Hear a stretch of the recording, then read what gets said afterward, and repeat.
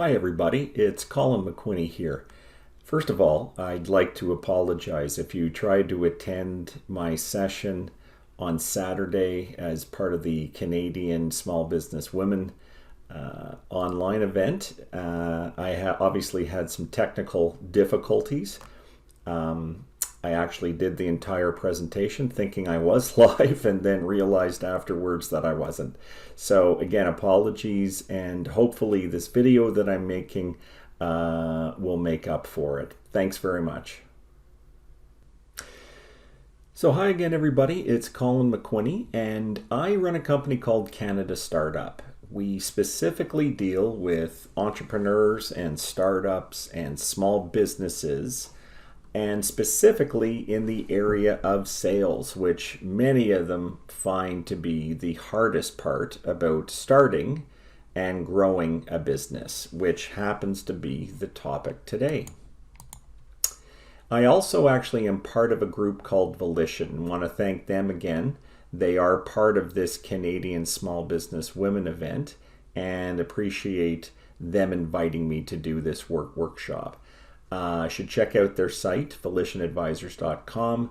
They actually support a lot of entrepreneurship and are part of this pitch event today as well.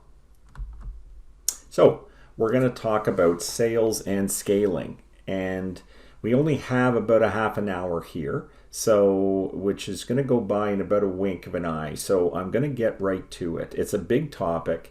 And what I'm going to do is really try to just focus on a few best practices that I see in my business make a real difference. So, obviously, many of you have different types of businesses. It could be you're right at a startup phase, actually, and just putting it all together. It could be you've been running the business but find that it's sort of stagnated at this point and not really growing. Or you've hit something that looks like it's actually successful and you're looking to scale it to a much larger size. You could be a business to business to where you're actually selling a product or service specifically focusing on the business market, or a B2C, which is focusing on a consumer market. You could be selling by e-commerce completely, where it's a total online business, or it could be a store, for instance, a bricks and mortar store, a retail store, to where you're selling your goods or services through that. There's many types of businesses, and certainly your sales model changes because of that. But again, really what we're going to do is cover some universal things that really apply to any type of business. Okay? Let's start with the startup or early stage business. Now, one of the things that I really like to cover here, and when I do training with entrepreneurs, one of the really big things that they need to develop is the right mindset about sales. And let me just start with saying that the word sales, that I'll often ask this in a presentation to people, is what is it that they think of when they hear the word sales? And that's what step one here is, which we're going to cover in a second, but that's overcoming sales phobia. Then you really need to believe in your products and services and the value that they provide your customers. You need to understand that, and you need to be able to communicate that very, very clearly. But it starts with you believing that in your heart. And then you need to believe in your ability to confidently communicate that value to your customers, to the people that you work with, to potential investors. It really is important to develop that belief in yourself. And three, it's understanding what I like to call the law of averages, and maybe many of you have heard of this, but again, we'll actually cover this in a minute. Let's start with that overcoming sales phobia.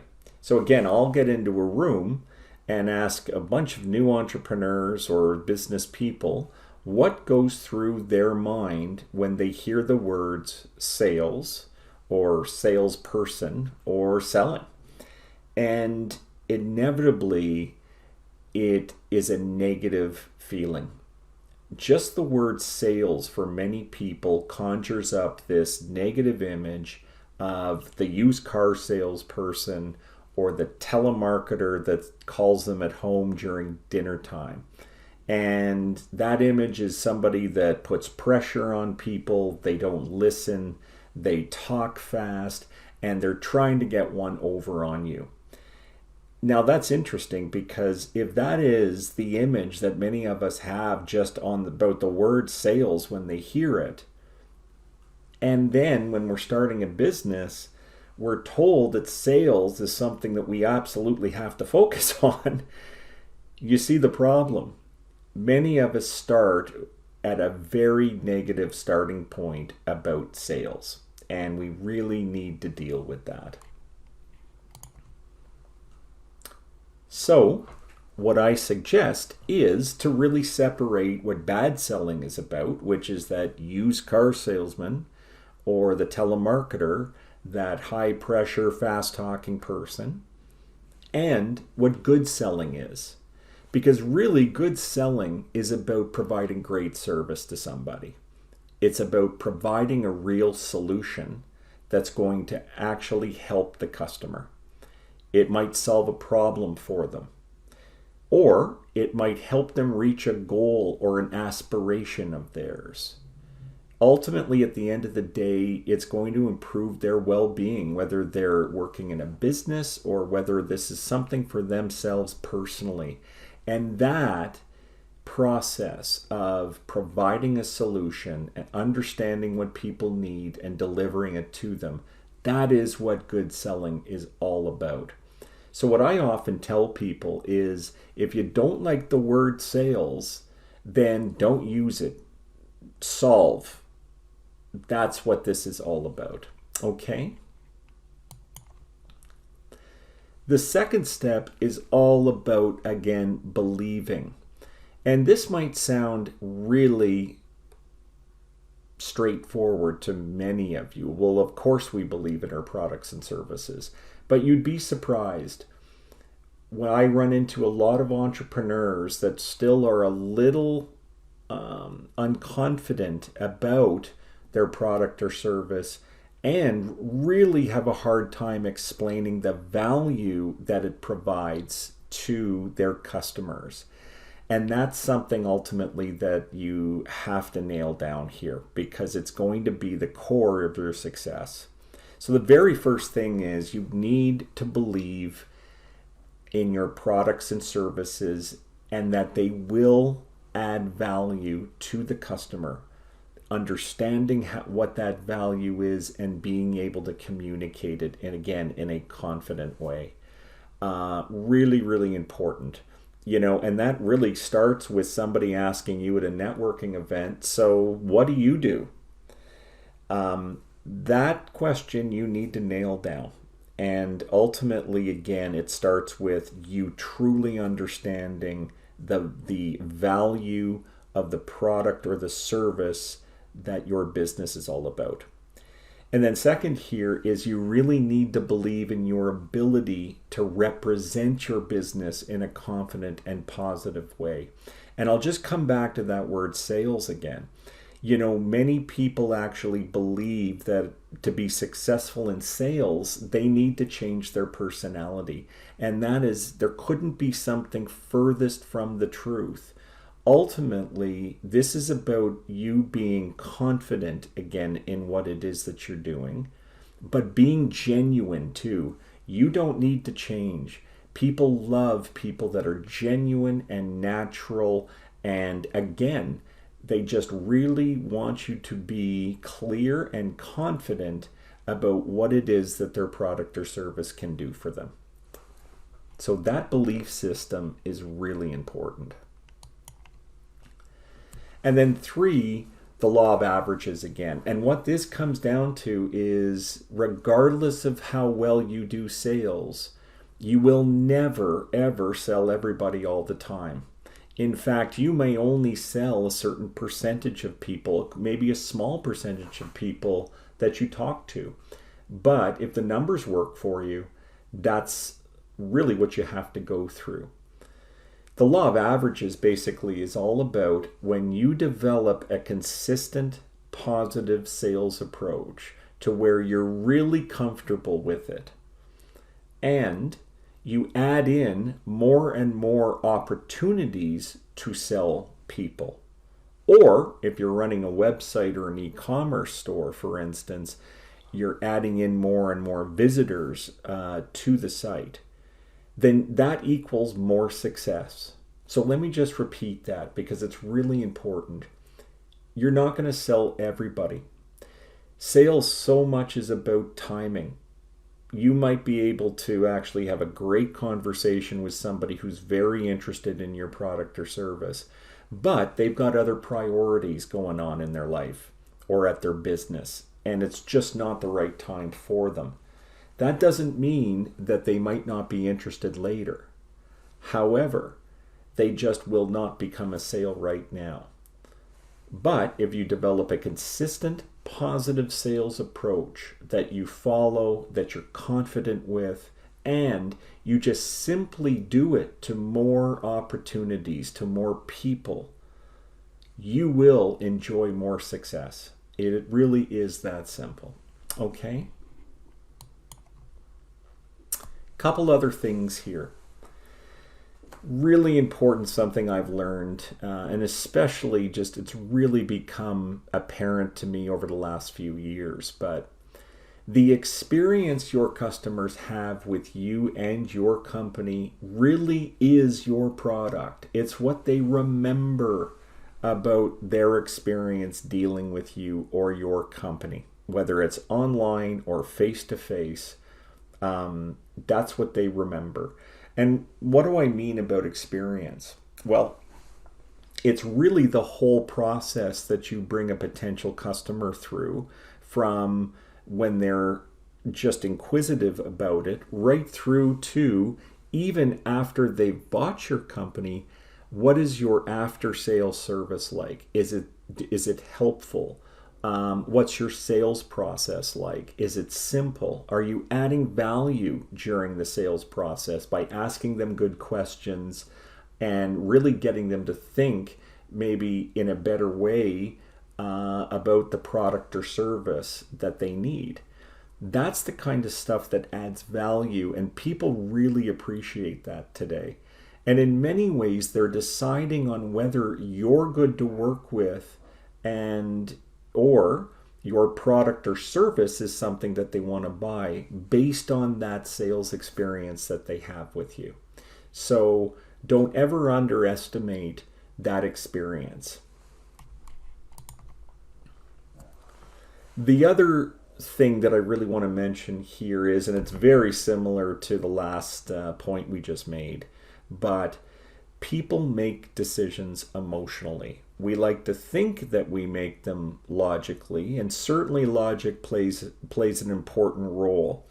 But the facts and the figures ultimately give way to our emotions. And a recent study actually by Harvard saw that, or basically concluded that people, about 84% of our decision-making ability comes out of our emotion. So what makes people emotional? Well, again, it's not the features and benefits and facts and figures about something. It's about them having a vision of what it is they're going to be able to do after purchasing your product or service. And that's what I call sell the outcome, that the customer will experience from using your product or taking advantage of the service that you provide. What will they be able to do? How will that make them feel? That is really, really powerful as far as communicating in a sales process and really getting somebody on board and provide reassurance that if they go ahead and become a customer, They have a vision, again, of how this is going to actually help them reach one of their goals or solve one of their challenges or make them feel better, make them happier, take something off their plate. All of that actually becomes really, really important in how people make decisions. And that is tied to, again, selling the outcome. Okay, really important.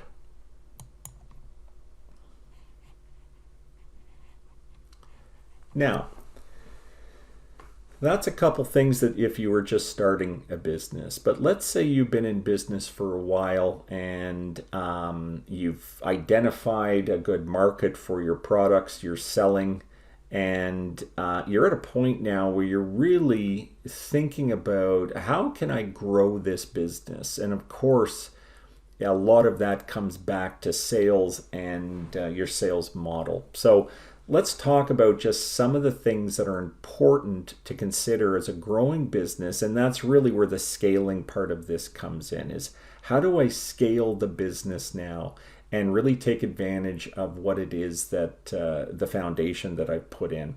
But first of all, I really want to make sure that you are ready for growth. So let's actually go through this list.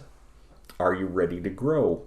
Well, the companies that we've actually worked with that seem ready to grow certainly have a clear identification of who their target market is, who that profile of their customer is, and that they are buying product or service. Their pricing has been finalized. They're very comfortable with their pricing model, and they're making enough margin or revenue from that at this point to where they have a comfort level that they've got a good business model. Their marketing and sales process is defined. And what I mean by that is that they know the type of marketing that's going to engage people to either come to a website or give the business a phone call or engage them in some way. The mix of the marketing to a point anyway they've figured out. And they've also figured out their sales process to where they know if they follow a certain sales process with the buyer that they can count on so many of those prospects buying their product or service. The next is sales metrics. And what we mean by that is just the conversion ratios along the way. And I'll put this in a really simple way. If that is really understanding that if I talk to so many people and I qualify them and they move to the next step to where I'm giving them a quote or I'm writing a proposal for them, or they're coming to my website and they're actually in the shopping cart, for instance, how many of those people on average over a period of time convert into customers? And that along the way are the sales metrics. How many people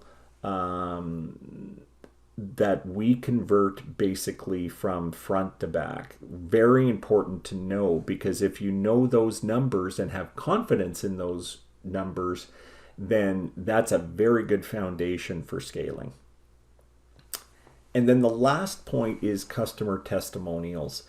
You know, it's so important that you've got actual customers that are willing to go public with the value and talking about the value that your product or service provided for them. And ultimately give you a testimonial about their positive experience. And I've seen companies actually get a few really good customer testimonials that represent their target market, and they are able to leverage those so well into more customers. But there's nothing that provides a potential customer more reassurance than looking at a testimonial of somebody like them and the experience that they had with your product or service and the positive value that they got out of it. So I think those are absolutely critical. All of these steps are critical to have in place to a certain extent before you're ready to grow.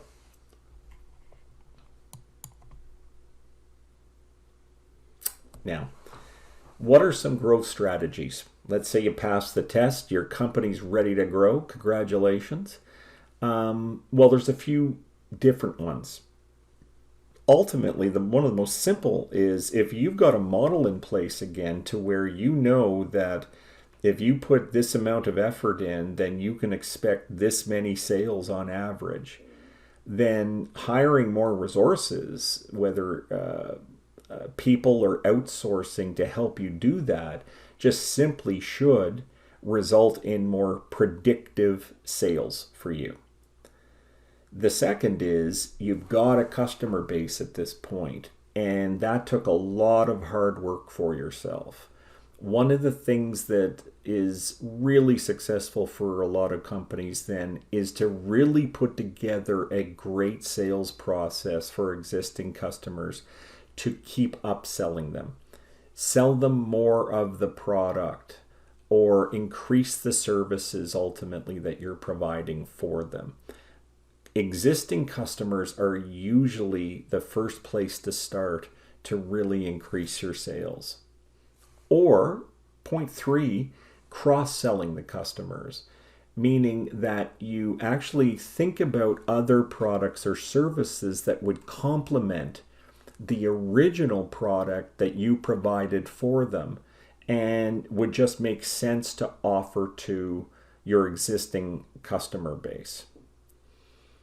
And finally, if again you're very confident that by, for instance, that you put in so much money for digital marketing ads, for instance, and what comes out of that is so many prospects coming onto your website, and you're able to convert a certain percentage of those, then if you're confident of those numbers, then increasing your marketing spend at the front end should result into more sales. So it's really important, again, just to take a step back, to understand your numbers and really track that as a growing company. What am I doing for marketing? How many prospects or leads do I get from that activity?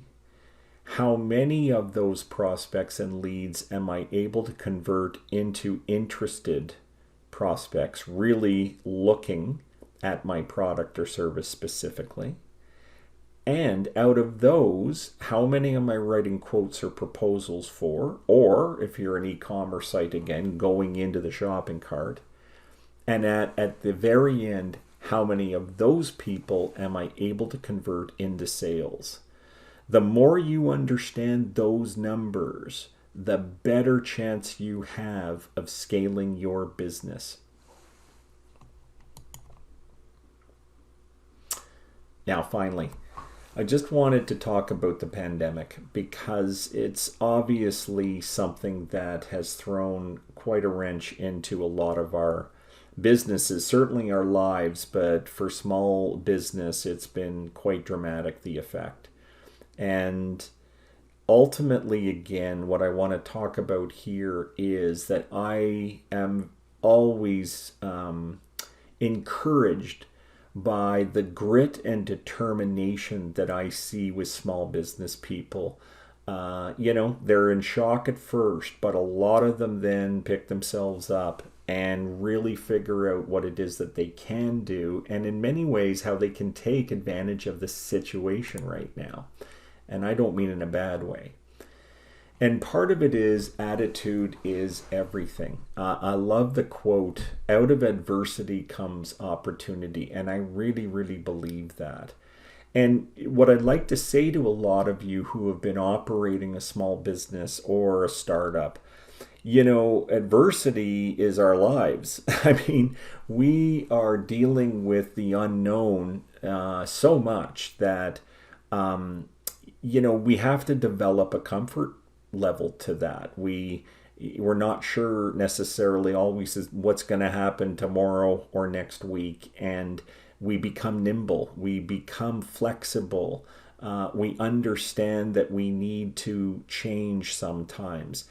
And I really think that kind of comfort level with adversity and change that a lot of us have developed running small businesses or being entrepreneurs, I think that's a real competitive advantage today, actually, for a lot of us, as compared to if your competitors are bigger. It's a lot more difficult for them to change. They're like, the Titanic trying to steer away from the iceberg. It's not easy for them to change quickly, where for a lot of us, we can. So I'm always encouraged by the stories that I hear out there of businesses that have made changes and pivoted to actually something that may not be still up to the level of the sales that they're getting pre-COVID, but it's helped them survive. And in many ways, it's actually put them in a better position for when all of this ends to really take advantage of it. So one of the things, again, if you're struggling right now, things have changed quite a bit. I really encourage you to talk and ask your customers about where they're at and some of the things potentially that could help them. Really getting an understanding of their goals, how they're pivoting themselves, what their priorities are right now, can really actually help you figure out where you might need to pivot yourself. And just to sort of cover what I've seen a lot of companies do is some of the pivot options might include that they need to modify the product, for instance, or their service a little bit to fit what it is that the customer is able to do right now. It could be a distribution method, and we're seeing lots of examples of this to where, for instance, restaurants that never delivered are delivering right now because they have to. My wife is a great example of this, to where she runs her own fashion clothing business out of our house, and ultimately her whole sales model pre-COVID was going to events, going to people's homes, and then she's got a little showroom basically at our home. And when COVID hit last year, that changed completely. All of those sales methods she did stopped. And after being in shock again for, maybe a week or so, her attitude basically then was, okay, what is it that I can do? And ultimately, she developed more of an online presence. And she's very creative about getting clothes to people, getting them to try on. She's created a bit of a dressing room outside that actually works right now with social distancing, and it's working for her.